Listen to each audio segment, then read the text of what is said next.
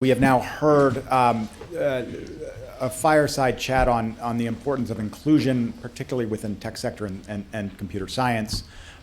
We've heard proposals on manufacturing, advanced manufacturing, as well as barriers to commercialization. We thought we would close out with a session that would be designed to be catalytic and inspirational. Two individuals who approach the topic of progress, science of science policy, and institutions that are relevant to innovation and economic growth from different perspectives. And we're excited to be welcoming Tom Kalil, who is the Chief Innovation Officer of Schmidt Futures, and Tyler Cowen of George Mason to the stage to talk about the state of innovation and progress studies. Please join me in welcoming these two individuals for our final fireside chat.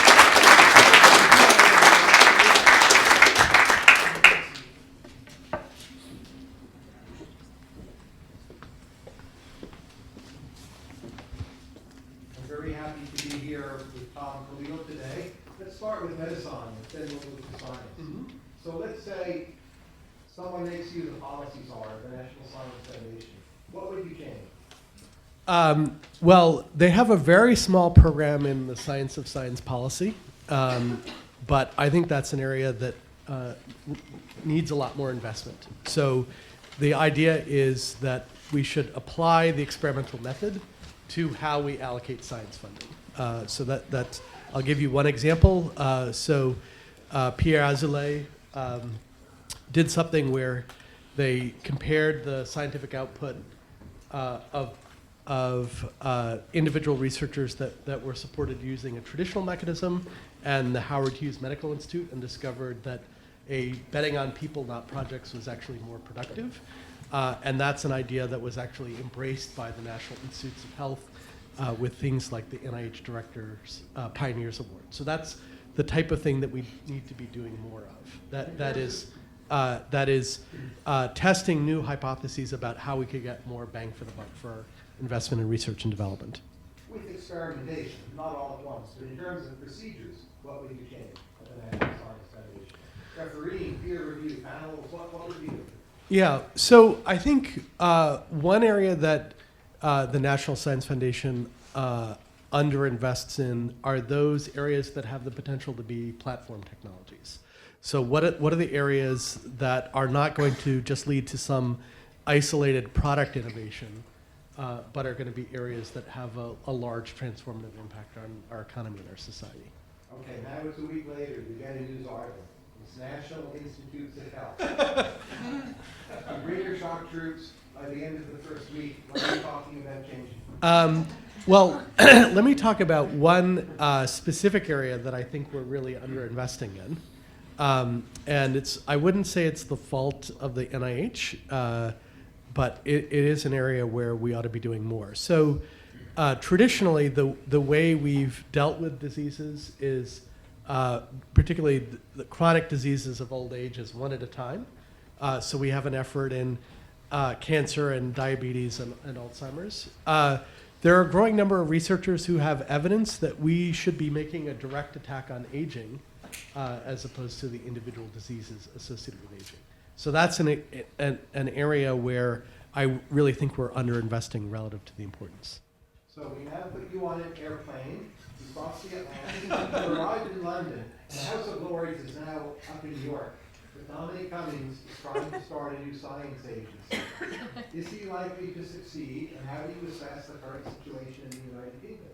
There's plenty of current talk and revolutionary excitement. Is anything going to come of it, or will the British civil service simply for all that? And they ask you for advice also what you tell them. Well, I really think he's on to something with respect to the importance of talent.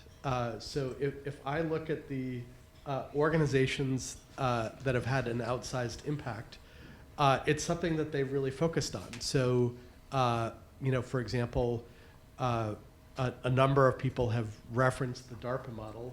The reason that agency has been successful is they go out and they recruit people who are the peers of the best scientists and engineers in the country.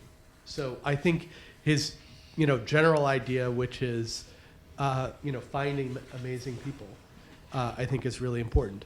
I would a lot of the programs where you have brought people from outside, it's important that you pair them up with people who have worked in the government for a while. So I think you need a buddy system between new talent and people who understand how the place works.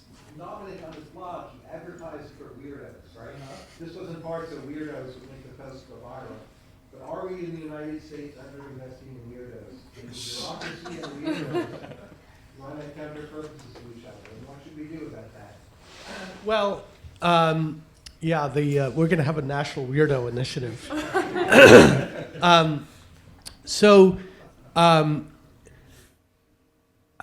I do believe that we need to encourage a higher level of ambition. So I don't know whether that is the same as being weird or not.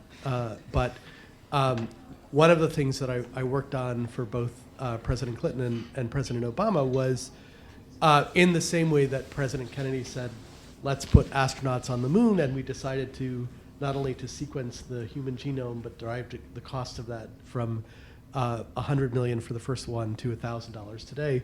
What are the similarly ambitious goals that we should be setting in the 21st century?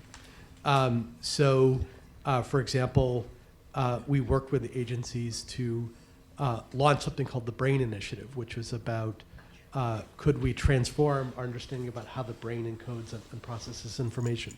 Department of Energy launched an initiative called Sunshot, where the goal was to make solar as cheap as coal.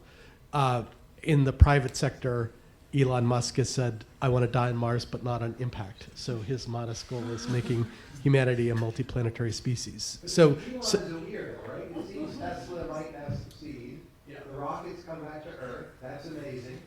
He's at least 2 for 2. Maybe Tyler's got fine, so he's 3 for 3. And there's no one like Elon.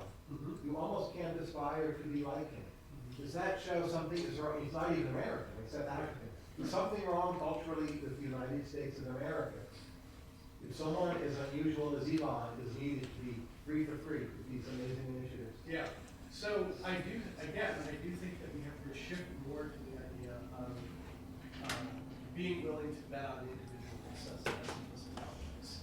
So I think that's one of the things that gives someone the autonomy to pursue an idea, even if it's So just institutionally, say you're connected with a well-known foundation, just hypothetically, and you want to seek to change things to bet more on individuals. What is it you actually concretely would do? It's purely hypothetical. Yeah.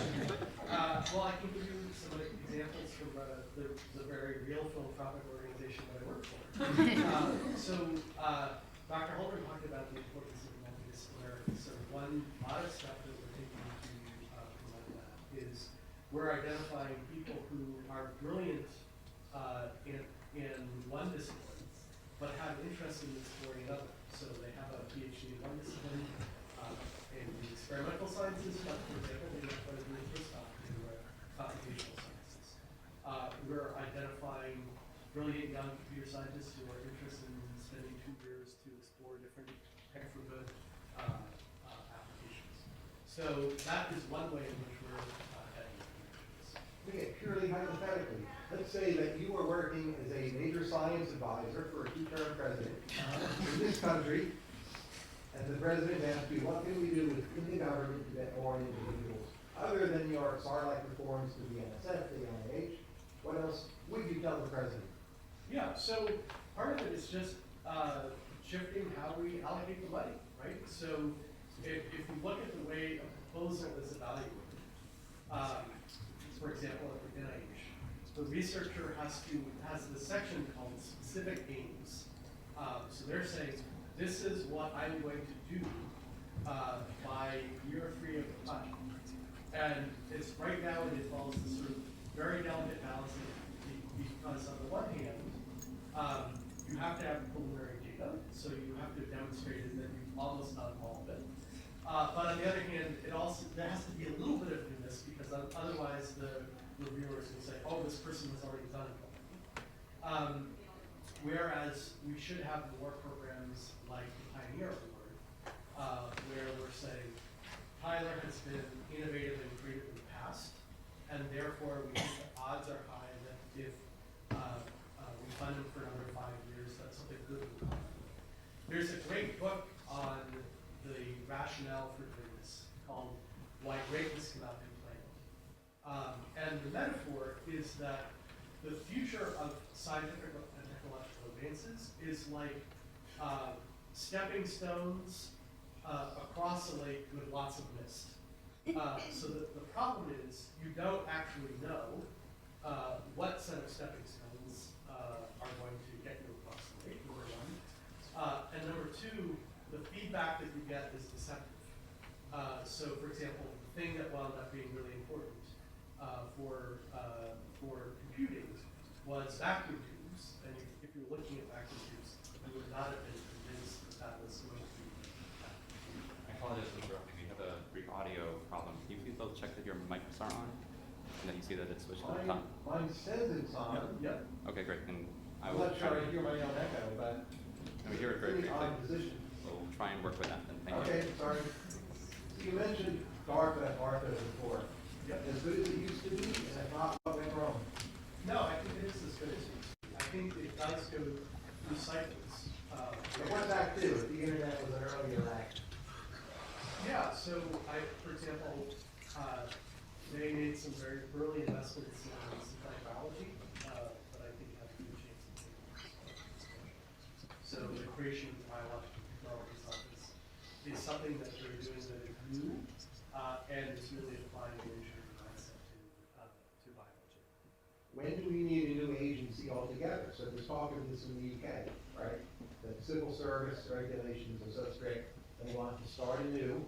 Should we consider a new version of the NIH, doing some spin-off tasks, new version of the NSF, start from scratch? Yes, no? And Yeah, I mean, I think we should be willing to do that. I think what is really clear to me is that the United States is at least somewhat serious about applying science and technology to basic science, national security, energy, space,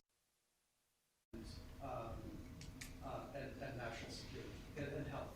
So, but other problems like economic and social mobility, we have traditionally not thought about applying science and technology to these problems. So the Department of Labor research budget is zero. OMB prepares a chart every year that has R&D by agency, and the Department of Labor is not listed. But I would argue that stagnant or declining real wages for non-college workers and the potential that can get worse is a national problem. And I think science and technology related ideas about how we might address that. So I'm more focused not on what's the right word chart for the federal government, but what are some of the areas where there are systemic gaps. if we look at America's universities, it seems they're less popular than before. May or may not be justified. They're certainly more expensive. They're more controversial. Administrative costs have been rising. What is there to be fixed, and how can we improve it? I don't know that I have the answer to deal with sort of cost disease that's associated with the universities. I think that one organizational challenge that all universities have is that universities have colleges and departments and disciplines, and the world has problems. And there is not a very good interface between those things. So one of the things that I would like to empower, particularly at the undergraduate and graduate level, to allow students to major in a discipline but minor in a problem. So what is everything that a student would need to know and be able to do to make an important contribution to some problem that will go wrong? This is a bit like the idea Patrick Allison and I had to develop progress studies so that research is more synthetic and more directed toward the integration of theory and practice, and that is rewarded more at some institutional level. Yeah, absolutely. What should foundations do to be part of that? Yeah, so that I think foundations have the ability to take more risk than they do. So Why don't they? I think that failing is uncomfortable. So people generally don't like doing it. So I think if you have a choice, right? I mean, it's like, why did people buy IBM in the 1970s, right? It was viewed as the same thing to do. So I think, one of the reasons that DARPA has been successful is the program managers are told that if they aren't shooting for an 10x, order of magnitude improvement, that they're not being ambitious enough. And they said, it's the only agency where if you don't have the internet, you get beat.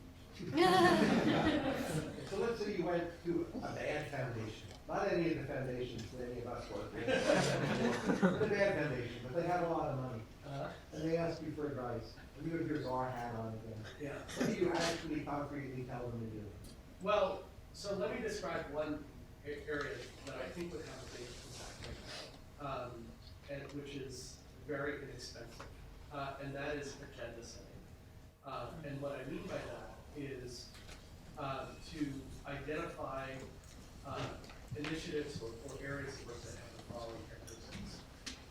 Number one, that if we achieve the goal, it would be a victory. So for example, if I said, I have an idea for curing Alzheimer's, I would need to explain to you a great one that would be a good idea for to achieve that. Second, something has changed about the world that leads us to believe that while that might have been impossible before, it is now actually within reach. And that you're also providing a little bit of a roadmap for how you might achieve that goal. So the reason I think agenda setting is so important is that there are so many rich people who have not figured out what it is that they want to do with their wealth. So if you look at the 2,000 families that have $500 million or more in wealth, you know what their current level of philanthropy is? 1.2%. So if you assume that they're doing at least as well as the S&P 500, they could be dramatically increasing their philanthropy without any net reduction. So I think that this process of saying, being able to answer in different areas, where are we today, where do we want to be over the short, medium, and long term, and what are some steps that we move this in the right direction? I think is very high. So let's say those families, they listen to you, and they move from 1.2%, let's say to 5%, Yeah. which would be a big change, or Yeah. over time, 10%. Sure. Over the next 5 years, what is the main pipeline problem they would face? What's the binding constraint that they're going to hit up against that will stop them from being more effective? I don't really think we're anywhere close to that. Okay, they go to 20%. Pick your number, but what's the first pipeline problem they're going to hit? Can I tell you what I want them to do rather Yeah, than let's say what you want to do. Yeah. So I think that there's no shortage of areas where we either have a market failure, that is, the market is, that there's a difference between the private return and the social return, and the social return is much higher than the private return, number one. And number two, the government really hasn't stepped up to the plate. So I think one of the things that is interesting about living philanthropists to establish foundations is that they have at least 4 tools. They can engage in grant making, they can invest in commercial firms, but from an impact or long-term perspective. They can engage in advocacy for policy change, and they can engage in coalition building. So they can say, what is the coalition that we need to build in order to solve this problem? The UK government has estimated that the cost to the global economy of failing to solve the problem of antimicrobial resistance is $100 trillion. The UN has estimated the number of deaths from antimicrobial resistance to go from 500,000 to 10 million by 2050. Companies that have successfully developed new FDA-approved antibiotics are going bankrupt, right? So if you are an investor, you would not be like, oh, goody, line up some more investments when you're making in the development of new antibiotics. So that's an example of one where we need not only increasing investment in R&D, but we need a research to figure out what are the set of incentives that would motivate the private sector to act in that area. So that's just one of a long list of problems that we're under invested If I look at least some data, it seems to me that progress in science might be slowing down. Crop yields grow more slowly than they used to. Green revolution is somewhat in the past. Moore's law seems to be slowing down. Productivity data now grows at about 1%. It used to grow at over 2%. And you can look at many numbers. There seems to be more negative signs than positive. So are we just swimming against the tide here and trying to rescue a bit of our previous glory, what science is doing to proceed at a slower pace? What do you think? I think that there is a lot of mileage that we're going to get out of combinatorial innovation. This is something that Calvarian has written about, which is that we now have a very large number of scientific and technological building blocks. So not only are not only are we continue to improve existing building blocks and create new ones, but people are coming up with new ways to combine those building blocks. So I agree that the number of engineers, Moore's law has been slowing down. The number of engineers required to stay on Moore's law, and I actually used to work for Gordon. We ended Dennard scaling a while ago. But people are coming up with new ideas. So, for example, you're coming up with application-specific architectures like the TPU or FPGAs. So, I do think that there are ways out of the crisis, out of this challenge. But I agree that in many areas, once you go from being able to put one transistor on a chip to 10 billion. Continuing that rate of progress is difficult. As you know, Peter Thiel has argued that today a lot of contemporary culture, it tends to be about dystopias and how the future will be terrible or fearful in some way. But the science fiction earlier in the 20th century, it was optimistic, and in some ways it even underestimated the rate of progress we would make. Is there a cultural problem that we're not pro-science enough? There's no Gilligan's Island where kids turn it on and they see the character of the professor or they see Dr. Spock and they think, I want to be that way. That's a long time in the past. What is the Jetsons of 2020? Yeah, so it's a really interesting question. And there was a conversation between the president of ASU, Michael Crow, and Neil Stephenson, in which Crow basically said, you science fiction writers need to step up and do your part. Write about a future where big things get done and where you would actually want to live. I mean, we don't want to live in the world of Brave New World or 1984. And so I do think it is important for our storytellers, for the people who do movies, to imagine a world where, yes, there are challenges, but it's not some dystopian future. And what's your favorite book or movie in science fiction? I mean, You can't say Star Wars, right? Yeah. No. Worry about you next. Yeah. No, I mean, the reason that the reason that a lot of people do dystopian science fiction is it's just a lot easier, right? I think Minority Report is a great example of a future that was like compelling in the sense that they really did a lot of world building, but it wasn't necessarily a future where you would want to live. And which book or movie do you want to live in? It's a good question. I've always been a big fan of the iRobot series, for example. That was Metascience. A few questions about science. As you know, yesterday China declared a complete quarantine on Wuhan, its 7th largest city, and I think the most important central rail depot in China. 900,000 people pass through that train station every day. How is science going to help here? Sure. This is something that Dr. Holdren and I got to work on during the Ebola outbreak. prior to the Ebola outbreak in 2014, I had been briefed on a DARPA program that was trying to figure out whether there was a way to dramatically reduce the time to go from bug to drug. So the idea was you would identify patients who had been exposed to a pathogen and survived. You would isolate the most effective antibodies, and then you would create a synthetic oligonucleotide construct that would reprogram the muscle cells in your body to produce that antibody. And the end-to-end time required to do that would be dramatically less than the traditional vaccine development process. So I'm not saying that's the thing that's going to work, but that is the type of thing that we should be thinking about, which is it's not terribly comforting to have either an emerging infectious disease or an engineered pathogen, and the scientists say, well, just give us 10 years and we'll have something for you.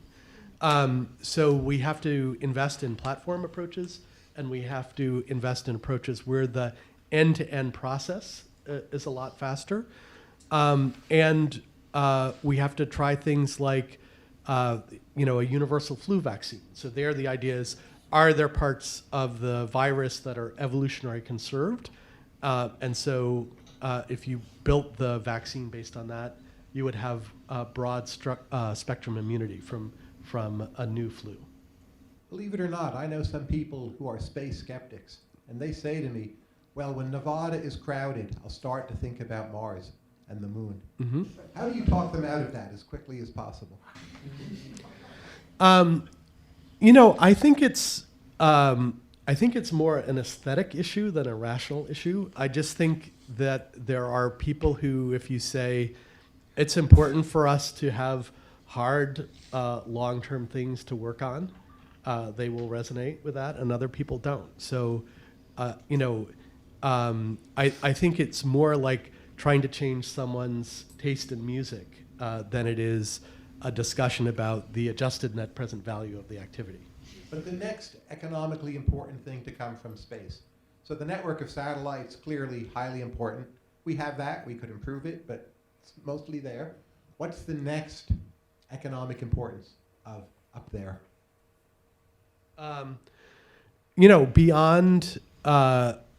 Beyond communications and satellite imagery? Yes, which we have. Yeah. I'm not convinced that there is one. Yeah, I mean, so again, to me, the question is, do you think it is part of a thing for human civilization to do is to expand beyond Earth, right? And I don't think that there is again, I think that boils down to the question of whether or not you think that you are intrinsically motivated by that goal, or it leaves you cold. Now, you've been closely connected to the Mapping the Brain initiative, right? And I read almost every day, but certainly every week, about significant advances in neuroscience, mapping the brain. But I'm also a practically minded economist. So just as like some guy who lives in the suburbs, I want someday to go to the brain store. Let's call it the brain store. And what am I going to buy from the brain store that has come out of the Mapping the Brain initiative? What should I be looking forward to at the brain store? Not science, not research. Sure. Something I want to buy. Well, presumably, if you had a brain disease, you would want to have better diagnosis, therapies, cures, and prevention. Sure. Right? So that's one thing. I think something else could be new learning technologies that are informed by a greater understanding of how we learn. That's something else that could come out of it. So, and I think neuromorphic computing. So, if you look at the supercomputers that we're building today, the supercomputers are going to require their own dedicated power plant. Somehow, the human brain does everything that it does, and it only uses 20 watts. So clearly, Mother Nature has figured out something about low-powered computing that engineers don't yet understand. Chess players typically take non-addictive drugs. I think it's often metformin. They think it helps their performance. I mean, is this all going to make us smarter as a group of humans overall? I have no idea. No idea. Okay, now turn to a segment I do in many of my conversations, overrated versus underrated.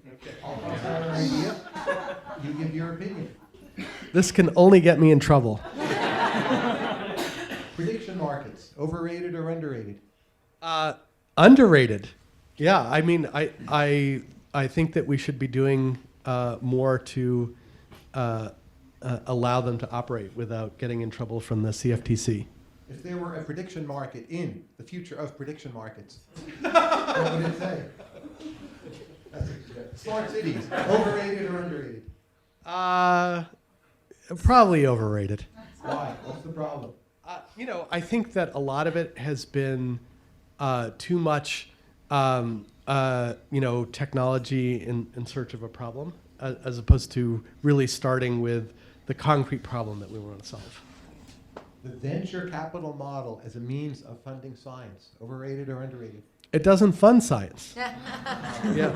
Well, in the biosciences, right? There's plenty Sure, of sure, sure. biomedicine that gets VC Yeah, money. no, but a venture capitalist is chastised for something called funding something that they refer to in the industry as a science project. So I think you mean more innovation than you do funding fundamental science. Let's say Google itself, the search algorithm was based on a mathematical breakthrough, which is science. Which was And it funded by the works. National Science Foundation Digital Library Initiative. Sure, but still, more needed to be done. Yes, right? absolutely. No, I mean, look, I think that it works well for a class of innovations. So it is tended to do better in those areas that are capital efficient.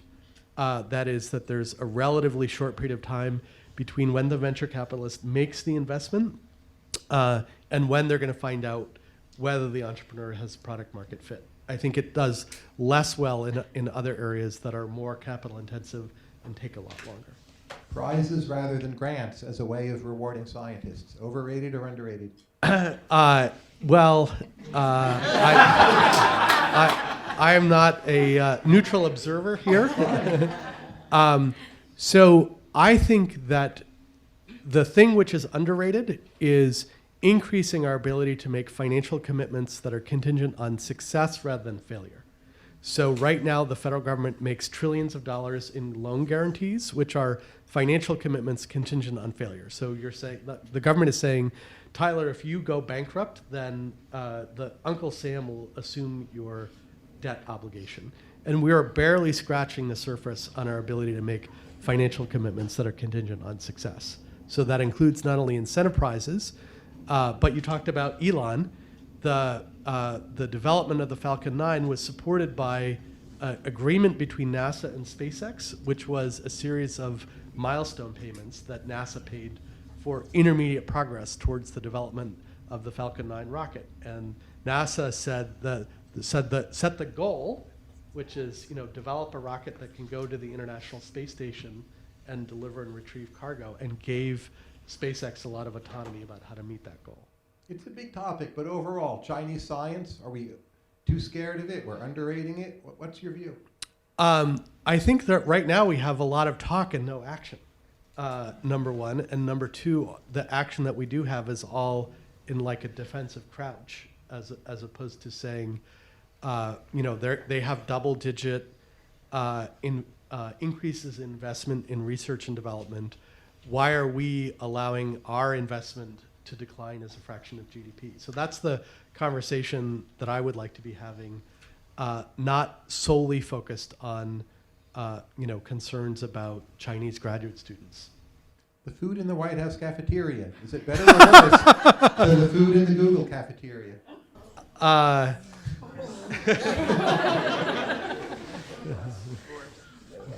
Okay. The final topic of talent, right? Talent is so often a binding constraint. Yeah. In organizations and foundations and research laboratories and universities. What have you learned about looking for and evaluating talent that is not obvious and perhaps many of the people in this room do not know? How do you start thinking about that question? Yeah. So one of the things I look for is intrinsic motivation.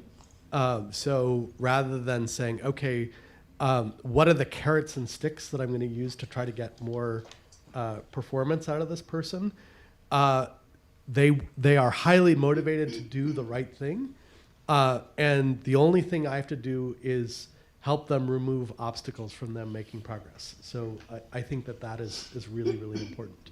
I sometimes say personality is revealed on weekends. Right. You ask a person, what are your open browser tabs? And see what they say. Right. And that will tell you something about Yeah. who they really are. Yeah. What are the most typical mistakes that other people make when looking for talent, keeping in mind that in areas of minorities, women, many other places, we don't do a great job in mobilizing the talent we have? What are the non-obvious biases we should have a better understanding of or awareness of? Well, I don't think it's a mistake, but I just think it's lazy, which is, I think it's very easy to go to high prestige institutions. So this is something that, I was certainly guilty of, which is that you can rely on the sort of signaling effect from, where someone went to school, for example. What's your best non-obvious interview question that you use when you talk with candidates? How do you engage them? Well, a question that I ask lots of people is, and my team is going to cringe because they've heard this like 150 times, but you have a meeting with the president, and he says, Tyler, if you give me a good idea, then I will call anyone on the planet. And there can be more than one person on the line. There can be a conference call. What's your idea? And in order to make your idea happen, who would I call and what would I ask them to do? So I'm interested in what someone would do if they were not constrained by the resources and relationships currently under their control. Do you think that today talent or money is a more significant constraint on scientific progress? Talent. Talent, why? Well, from the point of view of, I guess I'm answering that question from the point of view of the government. That is, I think we would make progress more rapidly on a bunch of key issues if we had the right person in the right job. So just to, close this all up and tie it together and looking forward, if you were to sum up what you're doing as Chief Innovation Officer at Schmidt Futures, to realize this whole vision you've laid out for us, how would you paint just a short picture of that, what you're up to and how you think about it?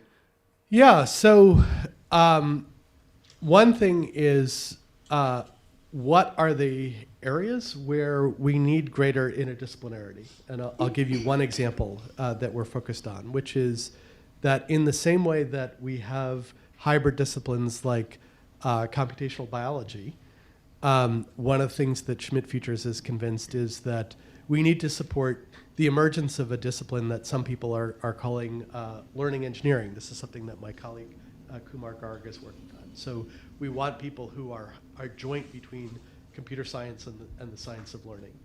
So we think that this could inform the development of new digital learning platforms, so something that Marginal Revolution University could take advantage of in the future.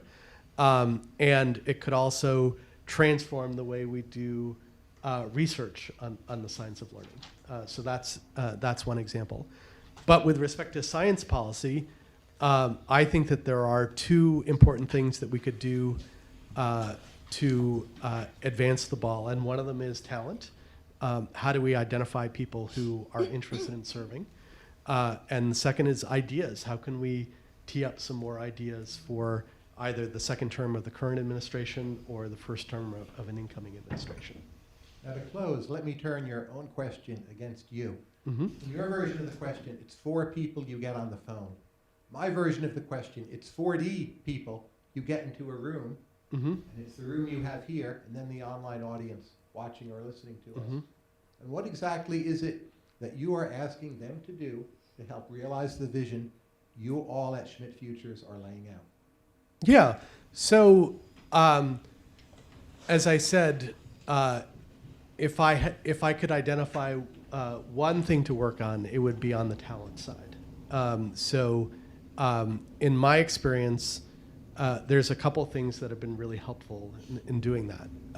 One is not everyone is going to be moved by a general call to public service. So one of the things that happened during the Obama administration post-healthcare.gov is that we made a big push on recruiting people with more technical talent. And the thing that was effective was not just, oh, come to the federal government. It was, if you come to the government, you can help reduce by 50% the time that is required for veterans to get their benefits. So it was identifying something that was ambitious but achievable that they could accomplish during a tour of duty. So what I'm interested in having this community and everyone who's watching is to come up with both those types of stretch goals that would motivate someone to come into government, and then to identify the handful of people that would hit it out of the park in terms of achieving that goal. Tom Kalil, thank you very much, and thank you all for listening. Thank you.